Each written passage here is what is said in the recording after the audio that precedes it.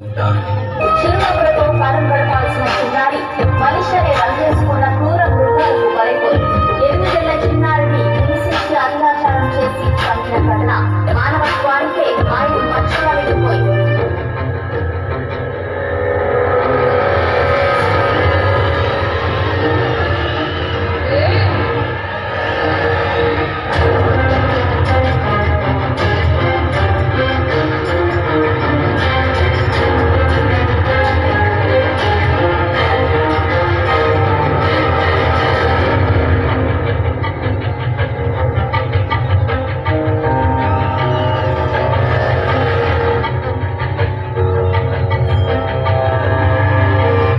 శివారులో 10వ తరగతి విద్యార్థినిపై 5 సహచర విద్యార్థులు అత్యాచారం చేశారు. రంగారెడ్డి జిల్లా హైద్ నగర్ పరిధిలోని ఈ ఘటన చోటు చేసుకుంది.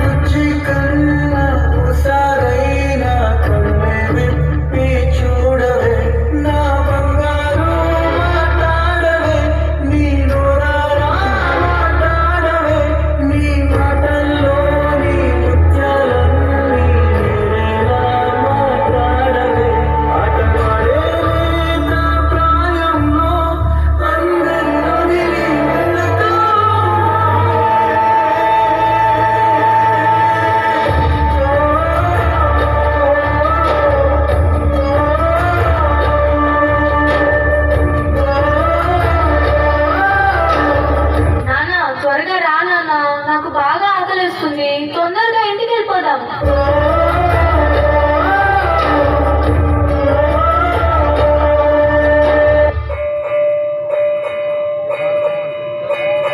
తల్లి తల్లి నా చెట్టు తల్లి నా ప్రాణాలే పోయాయమ్మా, నువ్వే లేని దుకాణమే శవమల్లే మిగిలానమ్మా. నా ఇంట నువ్వుంటే మాయమ్మే ఉందంటూ ప్రతిరోజు గుడిసేరమ్మా, ఏ జన్మలో పాపమే నేను చేశాను ఈ శిక్షే వేశావమ్మా.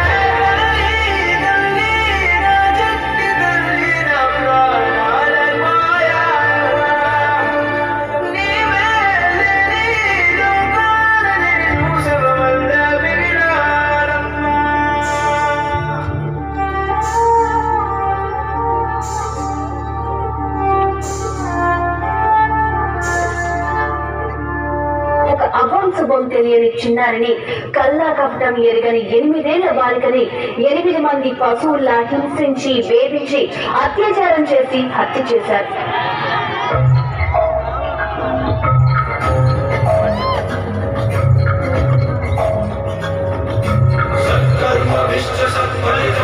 దుష్కర్మ